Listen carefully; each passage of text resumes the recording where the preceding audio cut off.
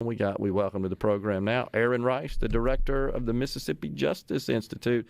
Aaron, good to see you as always. Thanks for coming in. Yeah, good to see you too, Gerard. Thanks for having me. We just had Representative Robert Johnson on the program. He, of course, is the minority leader in the Mississippi House of Representatives. He shared with us he's been in the House, what did he say, 30 years, I heard believe.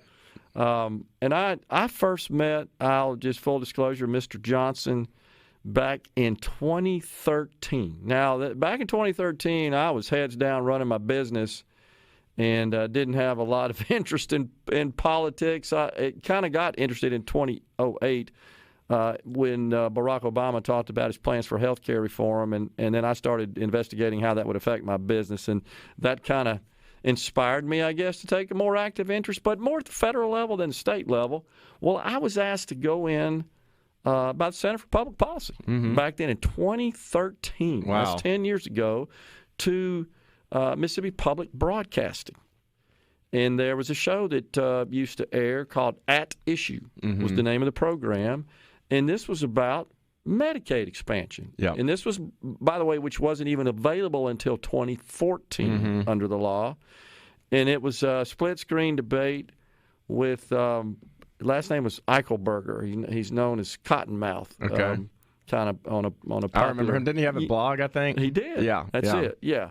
And we had kind of an interesting debate. Well, Mr. Johnson, Representative Johnson, had just come off talking about some other matters, and he watched that discussion. And afterwards, I just kind of shared with him, other than Medicaid expansion as a way to address the uninsured working poor, if you will, here's some other ideas I have. And after that, he and I guess, started dialogue, and that's continued since Well, good then. deal. I enjoyed listening to him today. Yeah, he's really. But where we're going with that is that we of course, talked to him about education choice, school choice, and that's something that, as you know, has flared up, certainly in our legislature from time to time. We did back in, 2014, 2015 time frame. We got charter school legislation passed, which allows charter schools to locate in D or F districts. There's a charter school authorizer board.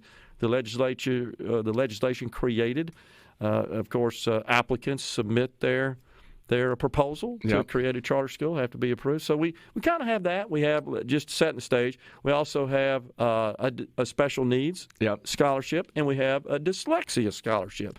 And all that really does is works like universal school choice would, in that students that do have special needs or dyslexia, if they are, based on their address, attached to a school that can't really adequately address their requirements from an education perspective, they can opt to go attend a different school. It could even be a private school and use the state allocated money to fund that, so they can get a more appropriate education for their purpose. Now we're talking about extending and expanding what we have in Mississippi to be even greater in scope. And I guess I'll just, before I shut up, I'll just say that the question comes up, what about this? All legitimate questions. Can you do this? Can you do that? And my answer always is, it's whatever the legislature can pass. Absolutely. Is that right? I mean, there's no hey, this is school choice, go pass this. Now, there are a lot of ideas. Yeah. Some good, some not. Yeah. But the bottom line is, it's kind of a blank sheet of paper.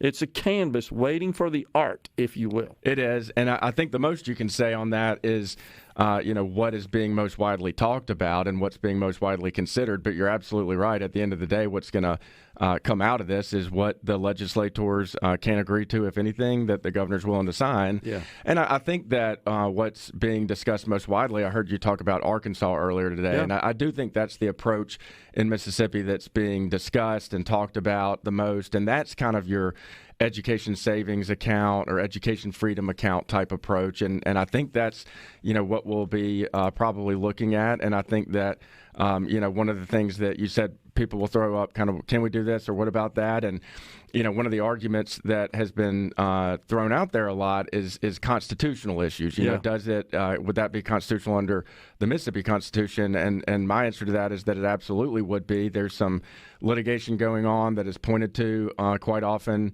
by opponents of school choice that say, well, a trial judge just recently ruled that this pandemic program that appropriated money to private schools was unconstitutional, and now that's in front of the state Supreme Court. And so, that might decide that, education savings accounts are unconstitutional.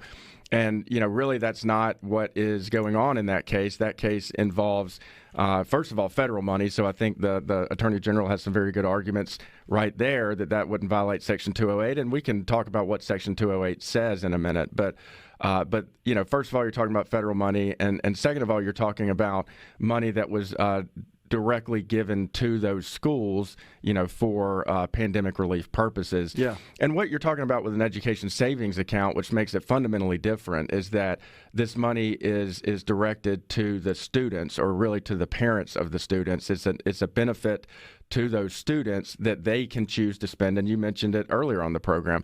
They might choose to stay in their public school, apply for those funds to use them for tutoring services or extracurricular expenses. They might choose to apply for those funds and use them to pay tuition at a private school. They might choose to apply for those funds to use them for expenses related to homeschooling. But either way, the money is flowing to the student and to the parents of those students, which really, to me, makes any constitutional argument, and we'll talk about what Section 208 says, but it really just takes that off the table. And you're not talking about something that could violate Section 208 of the Mississippi Constitution, which says that state education funds shall not be appropriated to the support of any school that at the time is not a free school. That's right. What Section 208 says. Yep. So when you're talking about education savings accounts, you are not talking about appropriating money directly from the state to any individual school. And in fact, and we made this argument in the pandemic case, we filed an amicus brief in that case, that the Supreme Court has already decided that. There was a case in 1941 in which the legislature set up a fund that purchased textbooks that could be given to students, whether they attended a private school or a public school. Okay. And some people challenged that on the same ground, Section 208, and said, this is a benefit to these private schools. It's unconstitutional. And the state Supreme Court said, no, it's not. This is going to the students. And sure, those students going to these private schools, that might indirectly benefit those private schools because now they've got students that they don't have to pay textbooks for. Yep. But any benefit to those private schools is incidental. The benefit is directly to the students, and that's what's important. And so I think the same thing is true of education savings accounts. I think that will be made clear when the Mississippi Supreme Court rules on this pandemic relief issue. That's one of the reasons we filed an amicus brief in the case, was to point that out to the court, that however you rule here, you need to be clear that you've already ruled that funds can go to the parents, and that certainly doesn't violate the state constitution, regardless of whatever you decide about these federal pandemic funds. Yeah, I mean, just to kind of put it even in even simpler terms, essentially, it's the money that the state is paying for the education of a student to a public school, and rather than it just going to that school without really the parent having any control over that and whether or not the student attends the school. Absolutely, that's exactly what it is. You're putting the control you're empowering the parents. Yeah. And the system we have without that is to say, well, you live in this zip code, and so you have one choice. Yeah. This is where you have to go, unless you are fortunate enough to just have enough money in your own pocket to pay to go, afford private school. But what this is doing is saying, look, the money that we otherwise, again, would just go to this school regardless of that's where you want to go or not, you can choose to apply for those funds, receive those funds, and then empower you to make that decision of where do I want to send my kid, where is the best education choice for my kid. And again, too, this is not an attack on public schools. I mean, a lot of parents, regardless of what happens with a program like this, are going to continue to send their kids to public schools, and Sure. we want those schools to succeed. And so, again, what it really is doing is just putting the parent in the driver's seat and letting them have a choice in where their kid is going to go. And for some of these parents, they really are in a situation where they're in a school district that is not performing, and they don't have the money to afford to send their kid to a private school. And again, this just empowers them to say, look, if this option is not working for you, you can use these funds and decide if there's another option that would. Yeah. We got a break on us right now. We're talking to Aaron Rice, the director of the Mississippi Justice Institute, discussing the possibility of expanding school choice here in Mississippi. We're talking to Aaron Rice, the director of the Mississippi Justice Institute, focused today on school choice. And the main reason we asked Aaron to come in is because there have been some, including in our state, our lieutenant governor has said that he felt that use of public dollars that go to fund the public schools, public education in Mississippi, if those dollars were used to fund education savings accounts and thus then used to pay for a student's tuition in a private school, that would violate the Constitution and law in general, but that's not what's happening here, and you've explained that. Exactly, so. And we explained it already, and again, the distinction there is that you're not talking about a program that says, where the state of Mississippi says, hey, we really like this private school, so we're going to appropriate $1 million a year to support that private school. That's not what's happening, and if that was happening, there would be an argument that violated the state constitution. But what instead is happening is the state would be saying, we want to support education for our students, and one way we're going to do that is to allow the parents to choose where to spend those funds. And so the fact that some of those parents might happen to spend it at a private school doesn't mean that's an appropriation by the state to a public school. Just to give an analogy, to say that is a state appropriation to a private school would be like saying, that a tax refund is an appropriation of federal dollars to Target. I might happen to spend some of my refund at Target. I might spend some of it at Walmart. That's right. But the government is not appropriating any money to Target or Walmart or anyone else. They're giving me money. It's a benefit to me. Actually, it's a refund of my own money. But the money is coming to me, and it's not an appropriation to any grocery store. And so it's the same issue with school choice. Yeah. So a couple of things that I want to get to here on the C Spire text line that I'm going to address, and then I'm going to let Aaron talk about it as well. In a town like Oxford, the wealthy citizens that attend Regents, which doesn't offer nearly as much as either public school here, will simply take their money out of the public school and pay a premium on top of that tax money to keep the school with the demographics they desire by pricing out the average person. And then there was another statement here where someone, let's see if I can find it here. I apologize for that. Honestly, it sounds like a shell game to get around the law. Was something that came up, and I can't find it now, but there was someone that said, help me understand how this won't hurt my public school from a funding perspective. So I'm going to say something, Aaron, that I've kind of thought through and about this and let you address it as well, and that is, if consider this for a minute. Just think about the math here. If every student currently enrolled in private schools, which is, by the way, voluntary, they've chosen and they're paying tuition to attend a private school.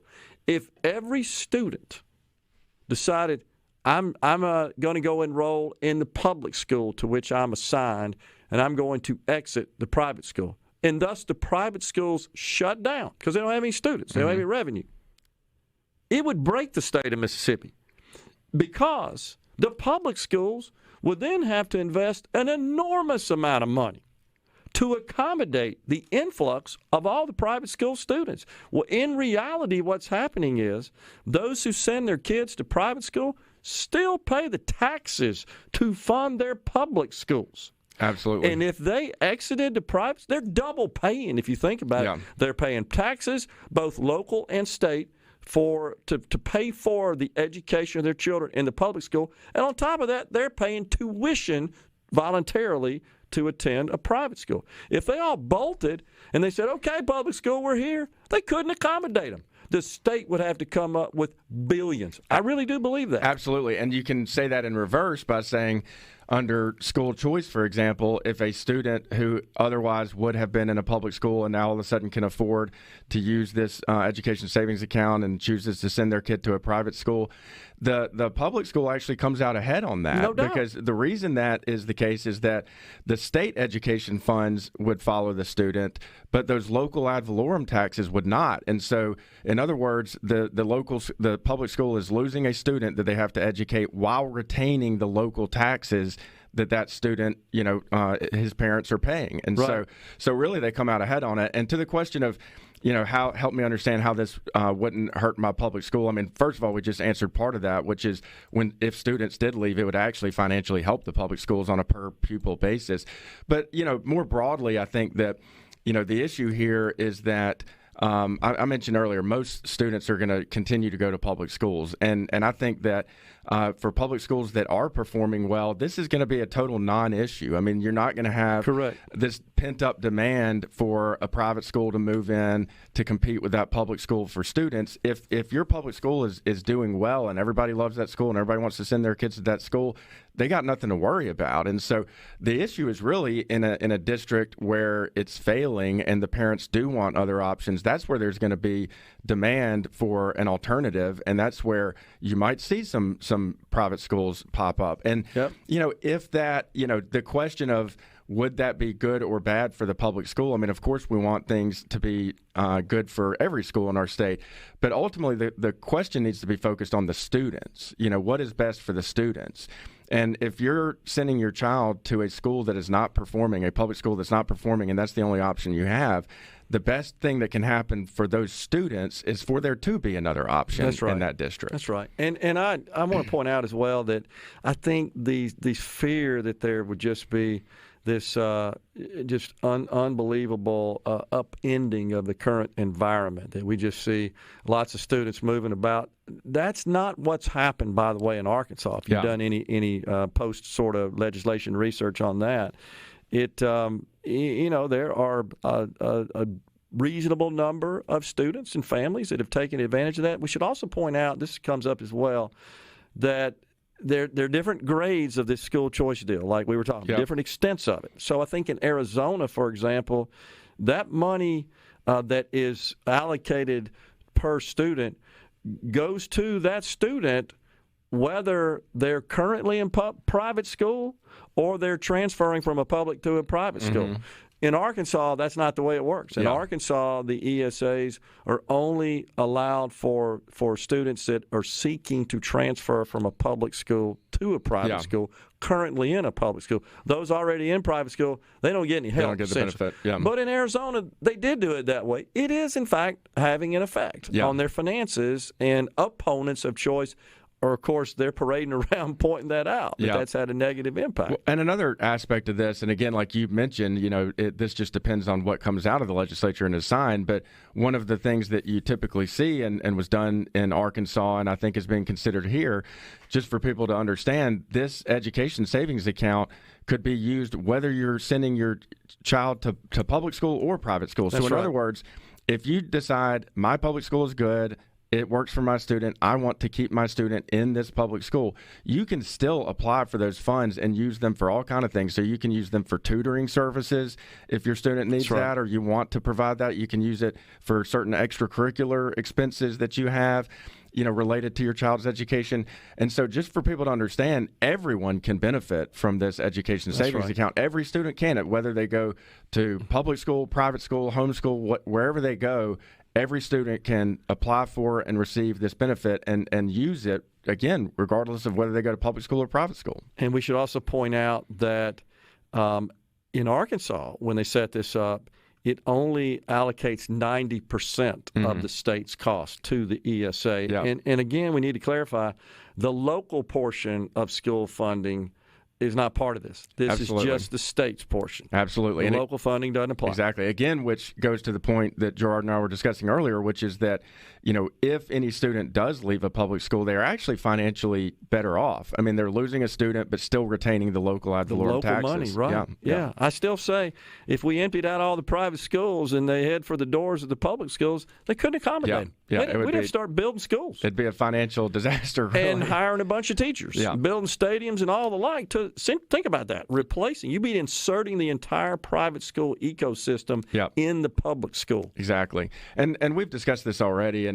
But I think at the end of the day, it really needs to all come down to the students. We can talk about what does this mean for this school or for these administrators or these teachers or this or that, and all of that is important. But at the end of the day, the most important question needs to be, what does this mean for students? Is this good or bad for students? And I think most people would agree that it would be better for students if they're in a district that is not performing. It would be better for them to have another option and to be able to control their education funds, where they go and where they send their students, and that's all we're really talking about. That's what we're talking about. But before you go, I just want to clarify, in your professional opinion, ESAs do not violate the Constitution. Absolutely. I think the Mississippi Supreme Court has given us every reason to believe that an education savings account is perfectly constitutional under the state constitution. Well, we got to take that off the table as an objection. There may be other objections. This ain't one of them. I don't think this is a legitimate one for Appreciate it, Aaron. Yep. Thanks for coming in. Thanks, Gerard. Coming right back, folks. Stay with us. We're back. We had an enlightening discussion, as is always the case, with Aaron Rice, the director of the Mississippi Justice Institute, concerning school choice. So what we're going to continue to do here on the program, because I do think this is going to get a lot of attention in the legislature this year, and I'm glad for that, is, again, I appreciate and understand folks' concerns. I really do. I appreciate that they have concerns. Let's put it that way, because I know you're shaking your head a bit. Yeah, I don't understand this mindset that kids and parents of kids are going to leave a good school to go to an underperforming private school. I totally agree. That's like pushing away a steak and going, let me get some Little Caesars over here. You've heard so many objections. What about this? What about that? Right. So what I think we should focus on, rather than continue to hammer on the benefits, which are important, no doubt about it, of school choice. And Aaron, I think, described that perfectly. Is that really our concern here is about the best setting to produce the best educational outcome for the student, for the children, no doubt. But to those who have concerns, I want to make sure that we adequately, truthfully resolve their objections, handle their objections. And by the way, where those are important are in the legislature. And because members of the legislature who I think want to support this, even Republicans, because generally speaking, this is a widely held conservative viewpoint. It is not popular in the Democrat circles. That's just nationally. That's just a fact.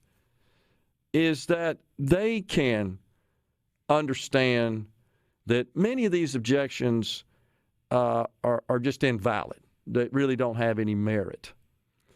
And so that they could stand before their constituents that are voicing concerns and then respond to them in a truthful, accurate manner. No, this isn't what this is. And I would not support whatever that is. And again, I want to point out, it's clean slate. It's a blank canvas waiting for lawmakers to put their art on it, essentially, and craft good legislation. And Arkansas is a good model for that. But I think that's where we got to go with this. I really do. The case for, in favor of, I think is well-founded. One of the concerns we have about expanding the number of charter schools in the state is that they can only locate in a D and F district. Well, I saw the recent report. We only have 6 now. Now, do you believe of the what do we have, 120-something school districts in the state? Only 6 are D or F? Only 6. 144. Okay, so only 6. I don't know about that. So, and why that's important is because a charter school can only locate in a D or F district. I think that's one of the first things we should change legislatively, is to allow charter schools to locate in any district. Now, charter schools, again, rely on state funding. They're essentially public schools. They're not private schools. They're public schools because they operate with state funds. Same deal. It's an account. And so a student applies to enroll in a charter school and exit the public school. And the money follows them to the charter school. So the public school would say, perhaps the public school would say, well, gee, we're losing our money. Well, what if, just as crazy scenario, every student in a public school, maybe some sugar daddy came along and said, hey, tell you what, I'm going to build a private school here and every one of you can go and I'm going to pay for it. Then what happens? I guess they're fine with that. Maybe it's half of them. I don't know. But you see the point is that the public school system is designed and is responsible for providing, by law, public education to everybody. And if they're enrolled in private school, and I know I said it's voluntary, and someone said here, it should be voluntary. I agree. And I don't think you'll find any folks, any families that are paying for a private school education. I've never heard any of them argue, honestly. Hey, the state really ought to be sending me some money for this. I'm helping the state out. I've never seen a person in my lifetime do that. Have you? Some libertarians, yeah. Okay. All right. Well, I stand corrected. I wonder if they even have kids in school or if they're just libertarians that are expressing their viewpoints. I don't know. Could be either. But okay, fair enough.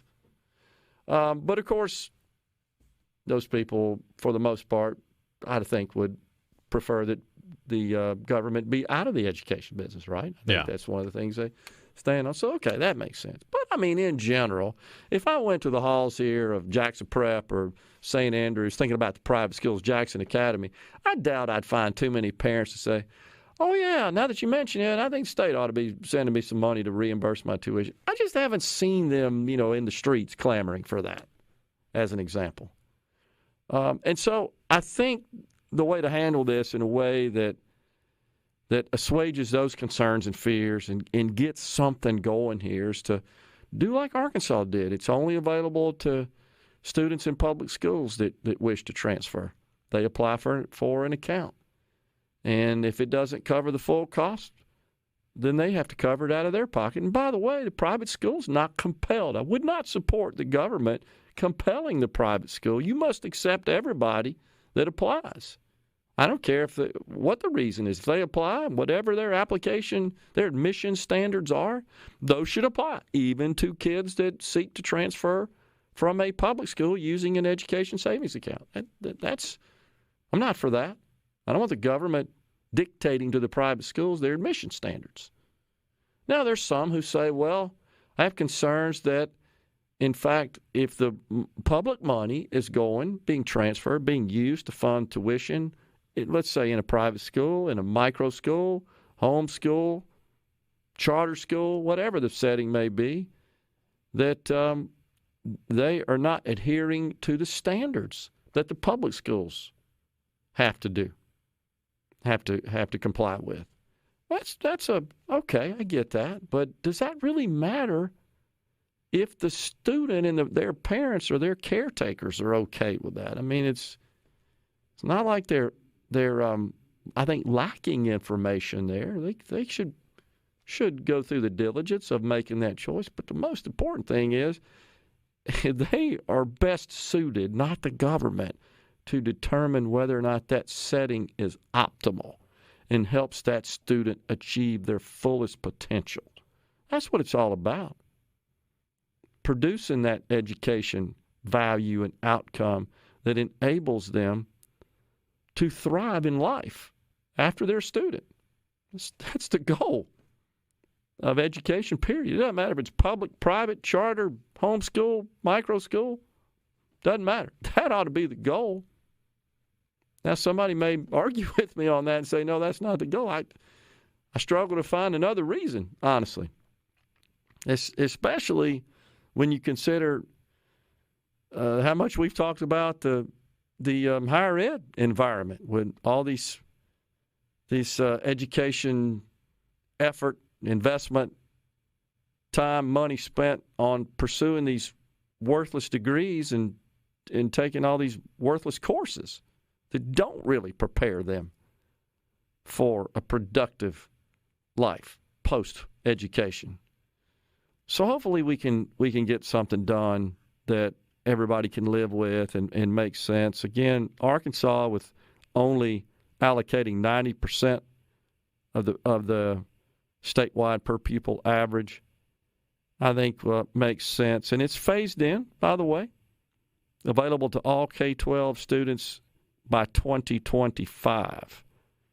It gets phased in between the time it was enacted until 2025 as far as what expenses qualify and who's eligible for it and so forth. And, maybe it's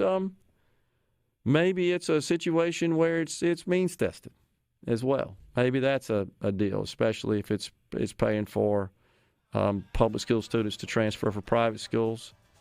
That's something Arizona's thinking about. They have a universal school choice, and even those families with students who currently enrolled in private schools that were in private school when they enacted the legislation, they also get an account if they apply for it that can be used toward the tuition in the private school, and that is causing some financial headaches for them. But again, I think what that shows you is kind of proves the point I made, is that the public school system really isn't set up to accommodate all those that are in the private schools.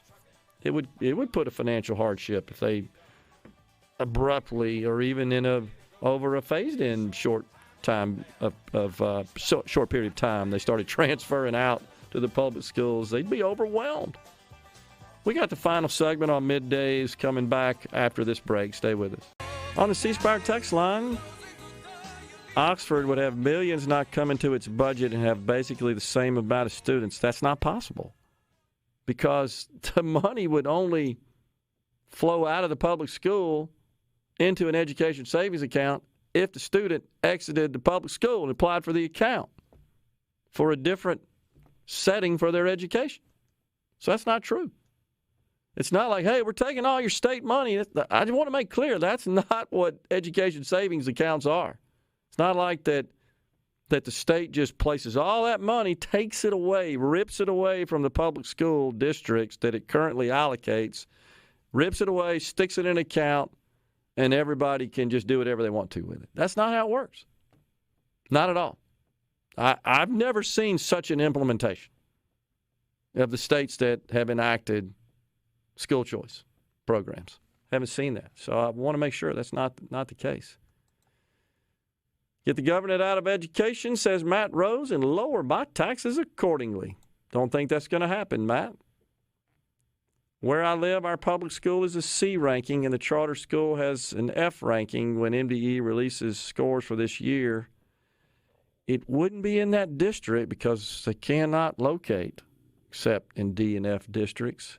But I hear you, and one thing I would say to keep in mind about some of the charter schools that you'll see some rather low ratings on is that's often because they do end up serving the more problematic students, the students that are struggling in the public school setting, and they transfer to a charter school to improve that, and that does kind of dilute.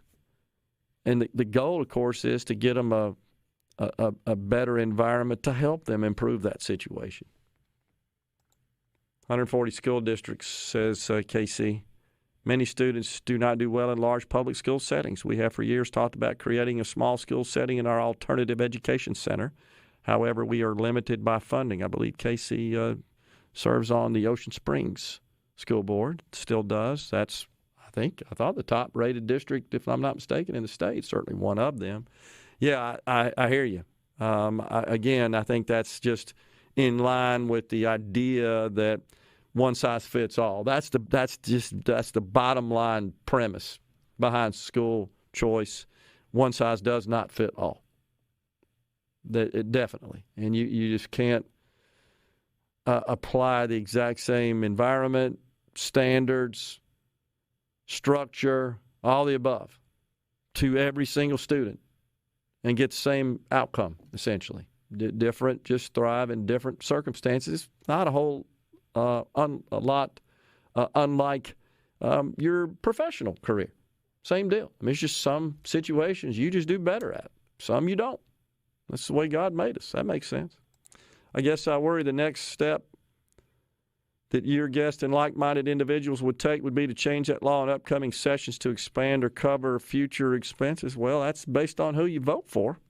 I don't see that happening.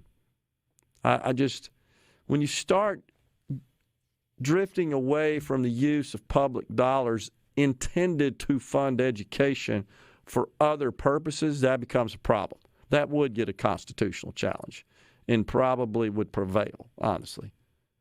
And again, I've heard it so many times, you may have too, Rhino, this misconception that education savings accounts are simply checks that just get sent to those who have applied and been approved, and then the state would essentially rely on those recipients to invest that money in the education of the pupil in their household. That is not what education savings accounts are. Let me be clear on that. It's not helicopter money. It's an account. That's why it's called an account. That can only be used for certain approved purposes. Those would be approved by the legislature. And it does not flow through the individual unless they have some legitimate, valid expenses that are reimbursable, but they have to pay for them out of their pocket and then apply for reimbursement. And those have to be reviewed and vetted and approved. It's not unlike in a private company setting. If you are doing official work for the company, whatever their expense policy is could possibly apply, such as mileage, for example, or per diems, things like that, other travel accommodations, and you submit an expense report after you've incurred those expenses, and then those are either approved or rejected. You typically have to provide some receipts as well, right, over a certain amount. I think we did in our company, $25 or something like that. All children benefit from a system that requires schools to compete to be the best, says Karen in Oxford. I agree. We'll get to more of that tomorrow. My kids are out of school right now, or out of school, I should say. Can I quit paying taxes, says Keith in Vaden. Appreciate that. Casey informs. Yep, still on the school board. Yep, we're the #1 district in the state. We're out of here today, folks. Back with you again tomorrow. Until then, stay safe and God bless.